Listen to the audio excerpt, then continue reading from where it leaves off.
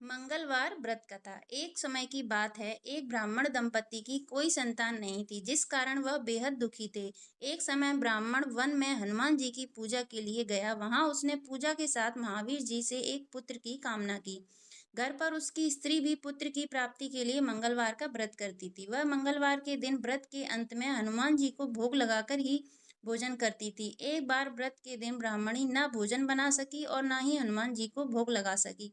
उसने प्रण किया कि वह अगले मंगलवार को हनुमान जी को भोग लगाकर ही भोजन करेगी। वह भूखी प्यासी 6 दिन तक पड़ी रही। मंगलवार के दिन वह बेहोश हो गई। हनुमान जी उसकी निष्ठा और लगन को देखकर प्रसन्न हुए। उन्होंने आशीर्वाद स्वरूप ब्राह्मणी को एक पुत्र दिया और कहा कि यह तुम्हारी बहुत सेवा करेगा। बालक को पाकर ब्राह्मणी अति प्रसन्न हुई। उसने बालक का नाम मंगल रखा। कुछ समय उपरांत जब ब्राह्मण घर आया तो बालक को देखा। पूछा कि वह कौन है। पत्नी बोली कि मंगलवार व्रत से प्रसन्न होकर हनुमान जी ने उसे वह बालक दिया है। ब्राह्मण को अपनी पत्नी की बात पर विश्वास नहीं हुआ। एक दिन मौका देख ब्राह्मण ने बालक को कुएं में गिरा दिया। घर पर लौटने पर ब्राह्मणी ने पूछा कि मंगल कहाँ है। तभी पीछे से मंगल मुस्कुराकर आ गया।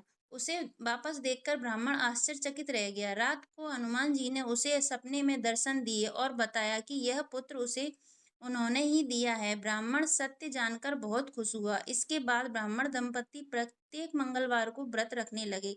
जो मनुष्य मंगलवार व्रत कथा को पढ़ता है या सुनता है और नियम से व्रत रखता है, उसे हनुमान जी की कृपा से सब कष्ट दूर होकर सर्व सुख प्राप्त होता है और हनुमान जी की दया के पात्र बनते हैं। बोलिए हनुमान जी महाराज की जय, बजरंगबली की जय। अगर आपको आज की कथा पसंद आई हो तो वीडियो को लाइक एंड चैनल को सब्सक्राइब जरूर करें। धन्यवाद।